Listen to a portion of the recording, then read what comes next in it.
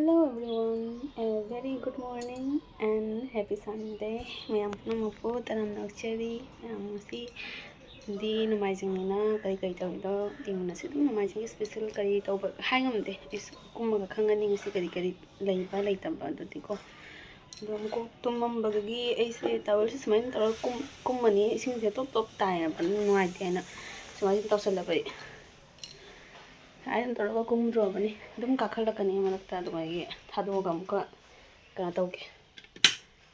I didn't have any to look to be banana. No moment. Wait, bro. You come me.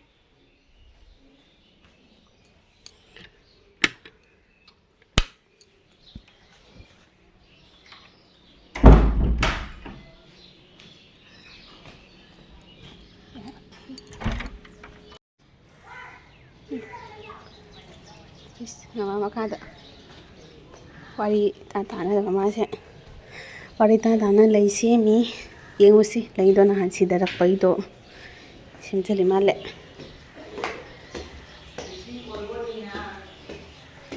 nu so dong ga lai ma ni ngasi sidi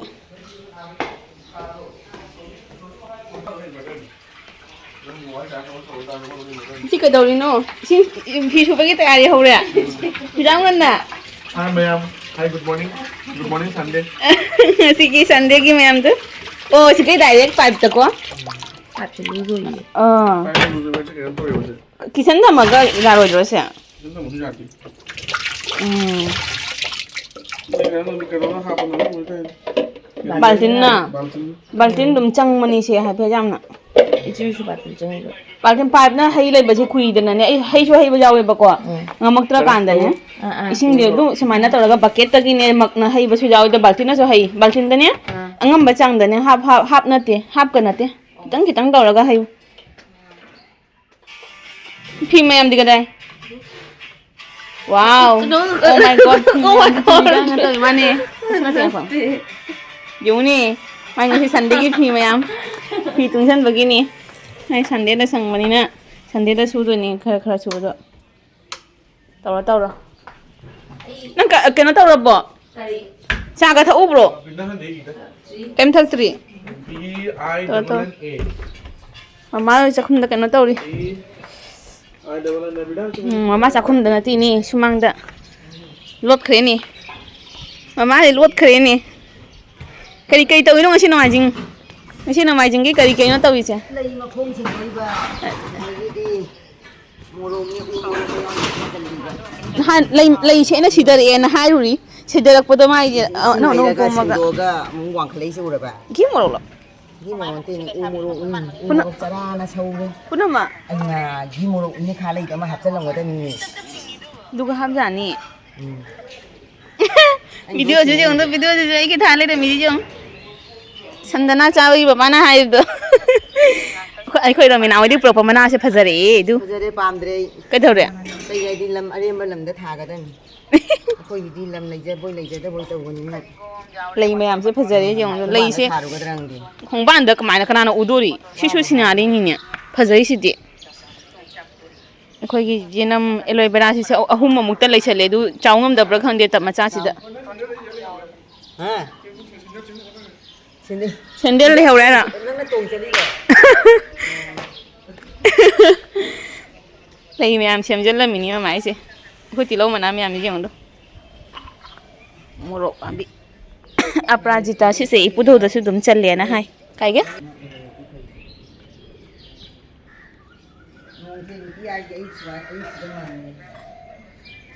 Khoi gi morok mayam ju ji ngdo mayam si sana re mayam chara toram bagi. Ai lối phu ta chi ni.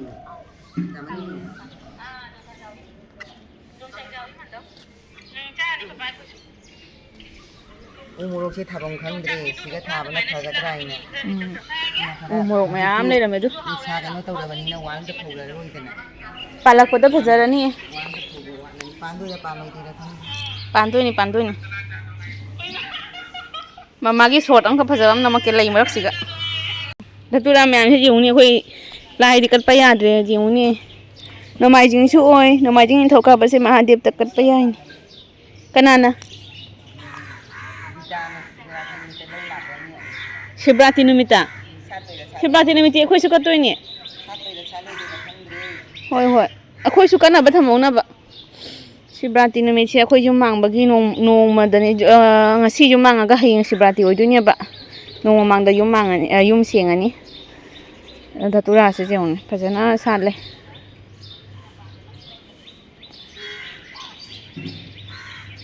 Si tinghang mayam mama siga hori ba mayam se kari haige si pambi se tu siga hori ba nala da mayam se abo lei se kari haige se kege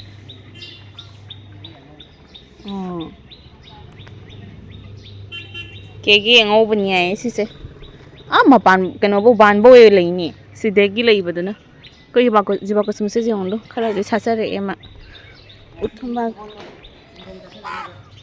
Sebot ka jingga ka do ho how do ni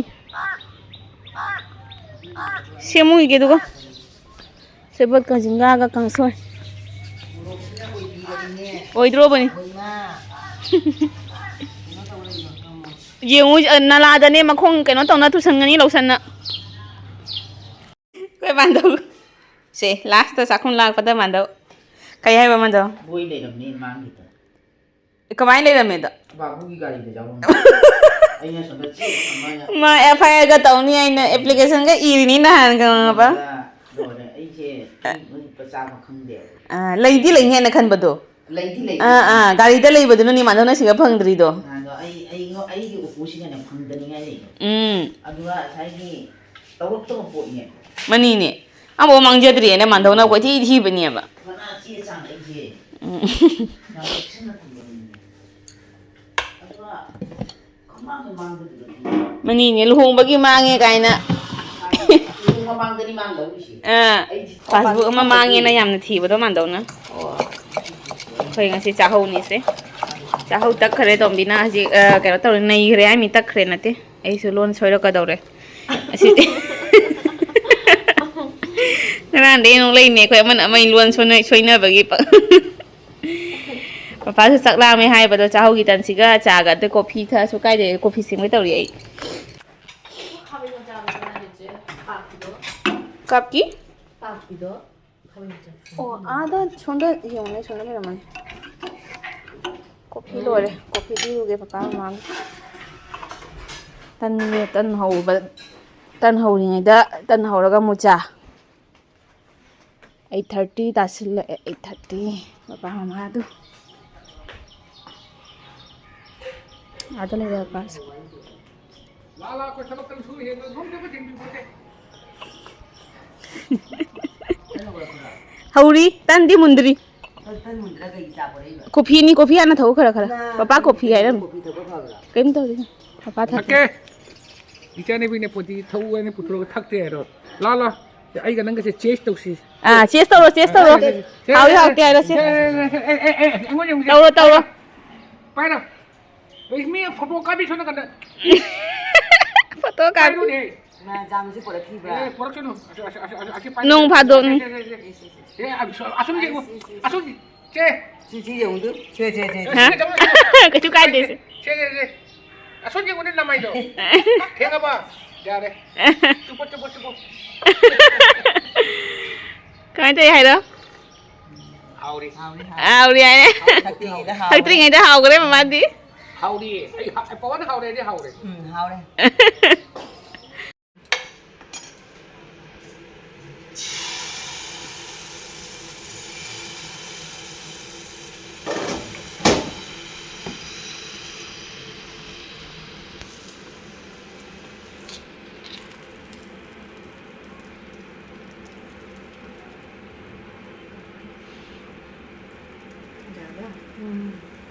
Khajare thasigi mai thong ore purnima thasigi khajare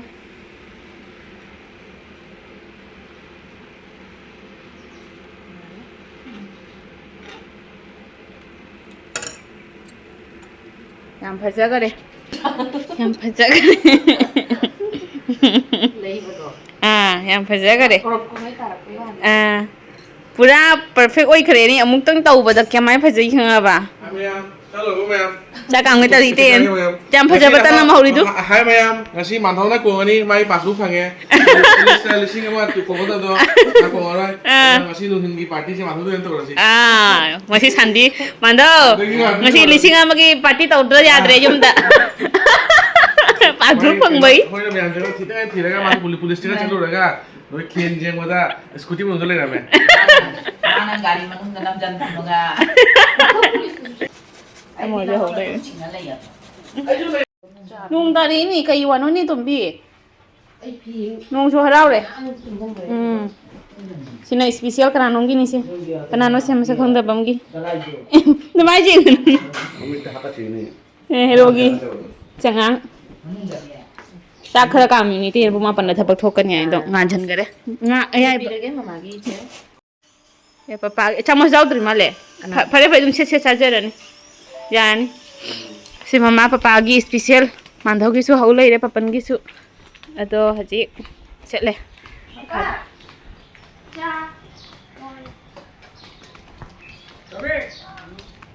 hau ba mo mulai Kai na amana pare no ji na amana pare mi jeng lau ne ana pura kai na changau ni hoji na changang ni na changau ne jengau ni lao lao do sip ta la kya bajan tham min nang khang ran nang tham mo ho dre hello edu Sindika chot thidare. Oi ma. Tho. Asidi kai no ne oi ma. Ông có sai na hai để tao đại không tao. Hai daga moi comment lai. Comment lại na hai cái sai oi to cái đó. Nani pe pa kai nong ko ta re. Lao si cha lao có mấy tao cái gì ngon hay đâu. Itu yang sapi lo ke. Jangan nonton film ke. Nung buta ini nggak sih sih. Pa to ni. hello ra Khơi phản bị uri ni sih. Maru lâu cái thằng của tôi ni. Khô mi lo papai sih. khok to mi ne sing si akok ni khok ngor Oh. la cha Oh. Ciao papa. Saya thasigi purnima ni hai oi ini dia muje Thasigi purnima. namuk samtan namuk thasigi purnima ni 손다 온들어. 아. Oi thasi puni ma. 아이코. asini se thasigi purnima dia muje 아이코. Thasigi purnima hai kare papa na. Kariai na em mana. Papa hau bro. hau Hau đôi ni. macam mana hau ko tam hau ko hau lo jam ya Hau đấy. Mama sao đó lau mama. Ai xuân nó sang hình tàu rồi kìa. Thôi. Khôi jumbo sẽ cha thì tôi yêu kiếm ăn breakfast tàu kìa. Jumbo. Hau bro jumbo. Sigi fresh tagi cái nó lâu kìa. Sẽ bao cái khamai sinh kìa. Cái nó mang ra trong Punjabi cái bạc mà lẹ cái sẽ. Tasel laga samje. Na de ga tawrage. Sida thamba. Ada chanda dana ne. Sida thamba ne ba khamina sinbi sebot uri. Ano bongan tani se. Sebot se haji kaunthoi cha bagi pu ki ge. Khamin sinbi su. Ada thambam laitre sungi fresh to. Rang se da khara hapsil laga pu ha.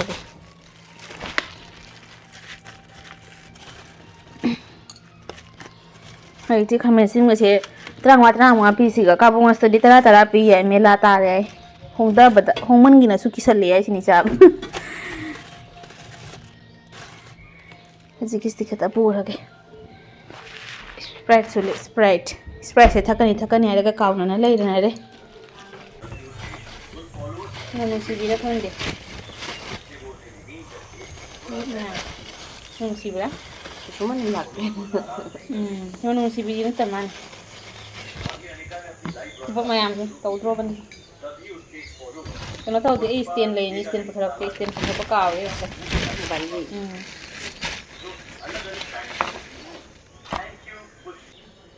Hang na tahu saya kan. Tiang bisa pasti tahu deh si Irun bagi hana tahu lagi. Ya, gua putih nara ni. Aku ini kaya han ni. Papan ga mandau ga gi mujing si. Papan.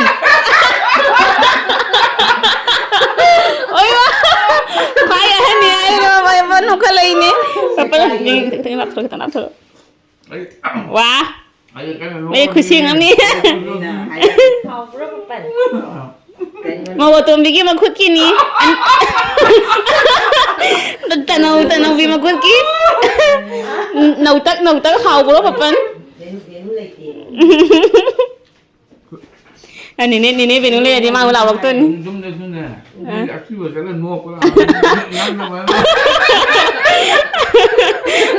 Papan na nih ngapa sih bagi pada kocak pasnya mandau na mi mà không nó nuôi này mà đâu.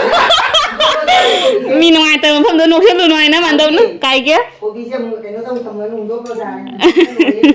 Mapuma mapiraga ay hadi macien ta pangauret. Atay mana thokhre. Jadi ay salu kilo. Aja puja lagi salu tu betul lah.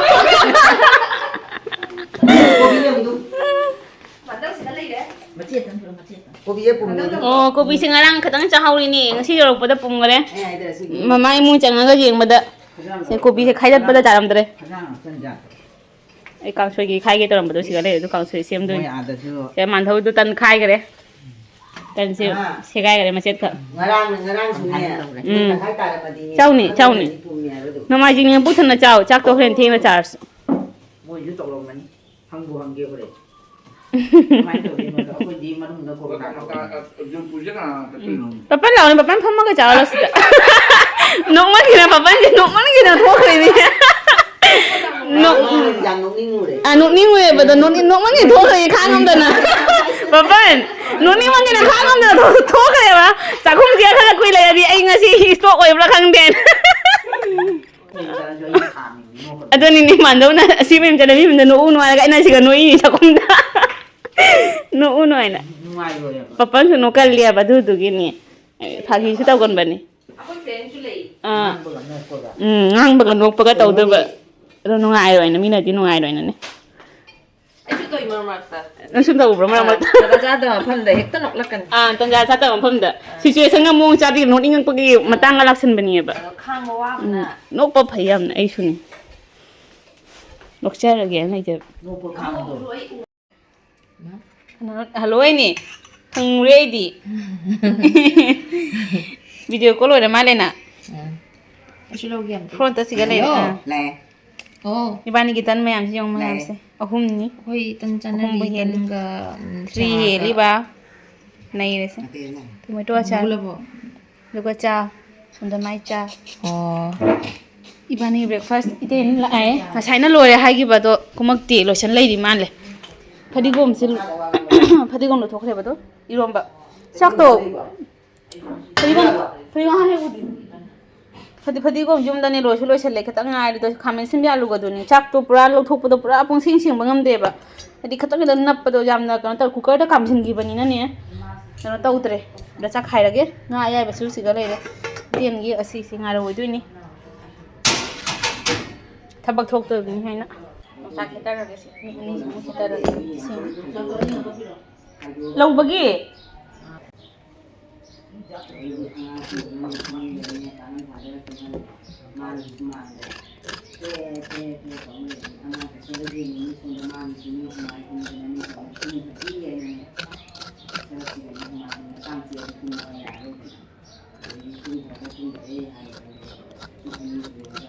Khui tao với chúng ta sẽ nói.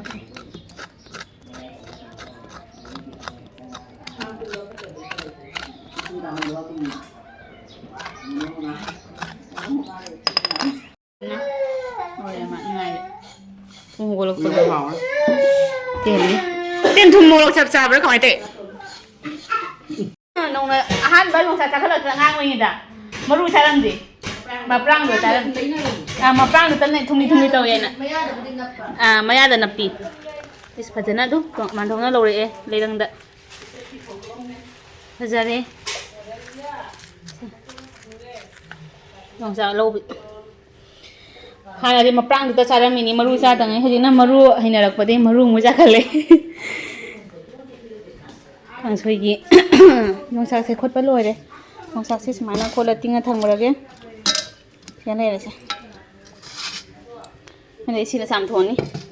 Mamana sembirame sidaisiga mamasu mamase famammiaba aduga ega tombigana tan charingaida mamana jangi sebot sembirame sebot jinga semamme sise katang katang tona chamge sospen amda chamage e cooker se sala bane sida cooker do na kangsoi tawdro bane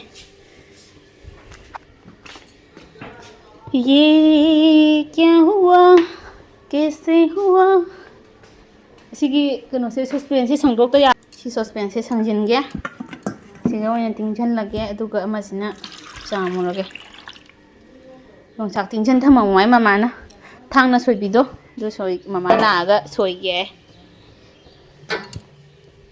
लई सेमबगा करिगा मामा ngasi hingongi morok kadi kara thabaga adagi imungdo mu changa hinjang mu sembirame aduduna irudriaba mama to dik lujaba kara kara tona chamaga jom jom chamage aduga asilo droban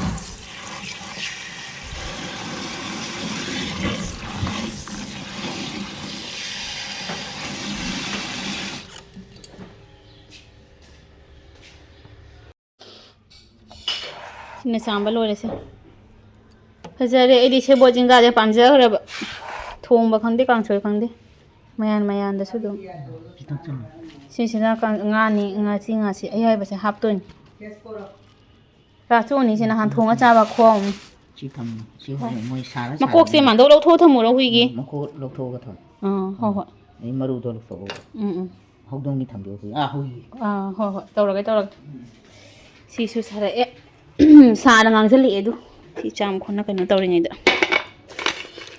ngari hapage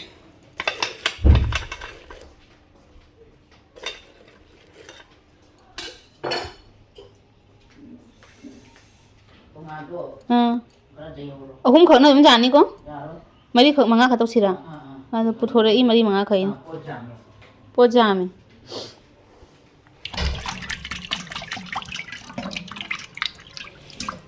sise kana tawrage hana jairani ngaurani ni khalage ngari se chamba se khut se mari yamna nap pasini talli se samda de yade natra kedawni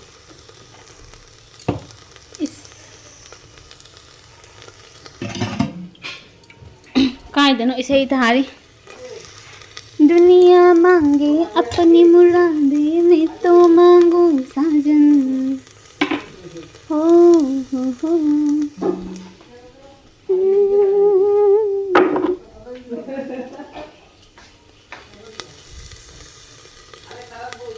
ये पगला है समझाने से समझे ना खरा खरा ngौरे aduga si thadin thadarag kangsoi thadarag senga puthrakte duna haijal lage khudnam na jararo se ngaya base se magi sing su silani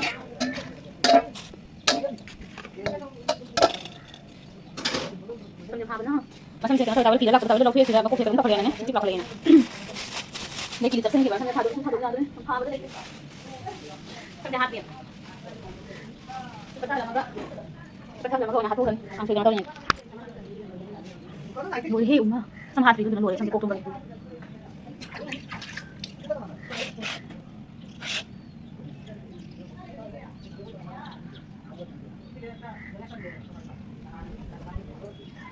Yang sakit betul banyak kali. Sunyi sadar teru bina cinia bina, dekho galati na ho kini na jaana. तुझी दे तो रोके मैं कम ना करा दोबारा तेरे यार तेरे मेरा तो ये बस यारा लंबरगिनी चलाई जानियो सानू वे चिट्टा दे दो किथे कल्ले कल्ले जाई जानियो किथे कल्ले कल्ले दस वे लगा यार किथे रंदी मेरे दिल में रोक के ना ये दिन तो मेरे मारे से गई सब जो बोला सिसे कुकर की कनो कुकर सब यहाँ पता रखोगे हाँ यार इसे कती ना खाने बा मरु खंडो थम बीरे कोई जंबोगी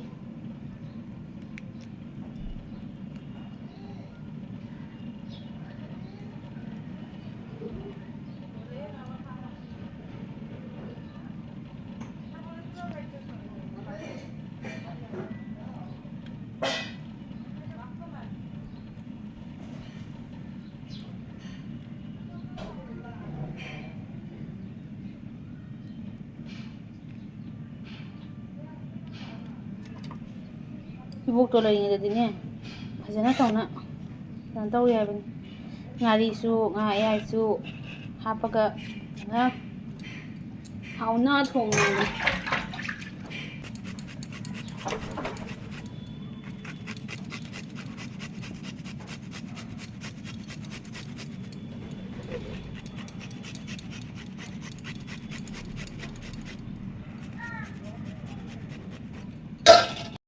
sida ꯂꯩꯔꯦ ꯍꯧꯖꯤꯛꯀꯤ ꯊꯥꯛꯅꯕꯩ ꯑꯗꯨ ꯊꯟ ꯂꯩꯔꯝꯕꯗꯣ ꯆꯪꯈ꯭ꯔꯦ ꯄꯠꯊꯔꯛꯑꯦ ꯈꯔ ꯁꯨꯃꯥꯏꯅ ꯉꯧꯔꯦ ꯃꯥꯏ ꯃꯍꯤꯁꯤꯁꯨ ꯊꯣꯛꯂꯛꯑꯦ ꯑꯗꯨ ꯄꯠꯊꯔꯛꯑꯦ ꯍꯥꯎꯔꯅꯤꯗ ꯀꯥꯡꯁꯣꯏꯁꯦ ꯑꯆꯝꯕ ꯏꯟꯖꯥꯡꯅ ꯍꯦꯟꯅ ꯄꯥꯝꯖꯩꯗ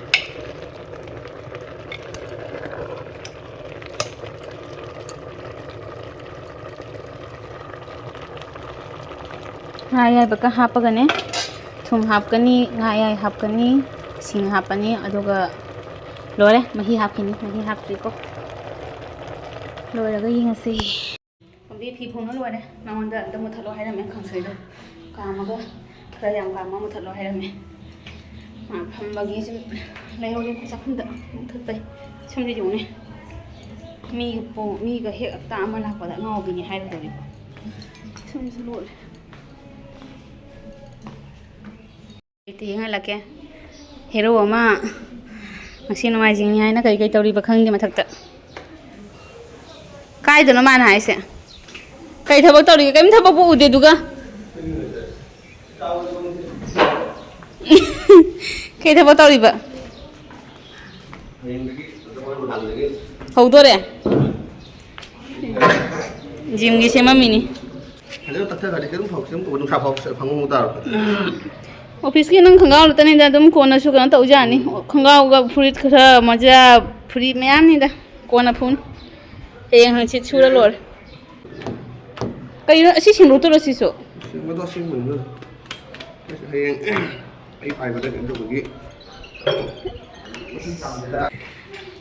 ai masam ga hatri ifa pha lei kya mi se hanga kya mi dam tor hanga thakal tau jai matam da paisa bithoga mi mahum dala tau ni hamate ba adai si kai ga lei kari gi lei ri ba mabu khatan khatan di kangkhala bani ai hanga sigi ram mayang kangami ai lakpada mayang kangami adine sigagi mayang kangi mabu adu ai de mabu khara thoe mayang kangi ai mayang kangi adine oh jalan na bena pam na bena ha mabu thoa di jala ro ai dana ram ni lagi kai no ni hanga ba mi da figure body phai na mai engon yung ni lohong am dai mabu sila figure kora ni sema maga mana ya na better ni chaning dre ai su ma ke cha ba na chao ne to ma san no se to hari kai ma san no thue ha aji ti yung ni ma mabu ka se yung si petore ya ba lohong am dai dari ma ka engon da ka first ka lai do ibani ki first meet adoi dating ga chatli do figure ga se ba pari ni ai di loi kaw ne nang ta ha ai fast level ta tang ken na yare ai no da ngama kaw ri ni haji bo hai di ma engon de khang dok tai tau yung hau nu se akhoi na hanga di hanga di smai wale adu ni jang ta ja roi pi na sing bai se si na sing wale tre akhoi na hanga di si ga nang adu ne na si ma to na si ga ekdam loi du me wa si ga hai da ya roi chocolate ka lai ga pareng ai hai ni ma kaw ri ni jang ta ja roi engon ta hai da ga nang ai na hai da ni jang ya ro udah mas ya jadi subscriber nu pas nem garong ni na kan ga lo ya de du ni jang da ja roi aji adu gi wa loi ni ai kaw ri ti na ni jang da ja roi matam do pa da na body ga pharamini se fajaramini haji pethokhidana dum pethokhidana hari thiri adu kaning dra idro ai janing de ai jabra ne ji ai janing de ai jabra tau iyo na ba ja de aru mo pharo pa tanga re mu ka mo na ba ja de mayam akhoi matha siga gym opening tawrani posai sing loi suna ba thamaga gym gi ngata thamage mayam kana join tawning ba sing comment tawina haibiro location link to share tor kai description da hapsira magi mayam lora ba 이게 그동안 계속 그거는 로이드리버시버. 매워지. 이거 한번 올리면서 좀 그냥 좀 일단 이거는 가끔씩 처음에 그 12도 12도 12대 토미니마. 처음에 하 Nu phamung ji ga ma thanga lei cheu ra ba khoi an jum jaw gi khoi papa loi ka lei ba do adogi tv ka ang kha khoi gi lei ba do siga adu phamung do adogi si phamung lei ramini ba si phamung je siga thanga le aduga ai gi phamung ama room da ai gi phamung ama kha kaino duna makha da kaino da papa gi duga tham gare siga lei ri me am jong do singa do jami ni singa do jami ni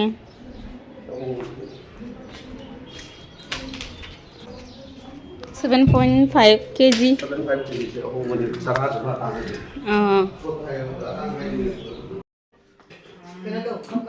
Chingai di how do ni fajana ngawra gam khutlam how bada loi rai papa na se sinju soi na da loi dali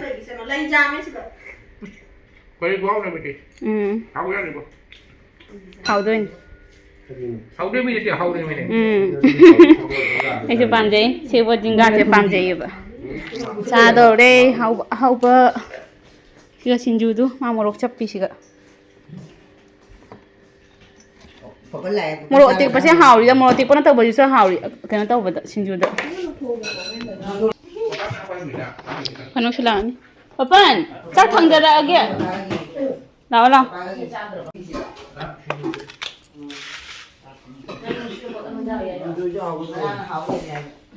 hào đi papa nó làm hào vậy nó hai nó lùi rồi papa nó khoa ông nhỉ mấy mà tin thế cô à mấy ông hào chứ học tao mình miếng là hào uống chứ mà học đấy mấy mà tin cái đó mà đó mình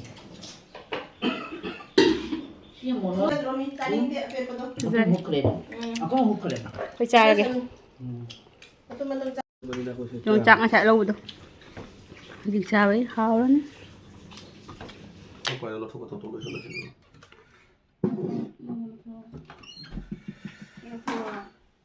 hào được sang đấy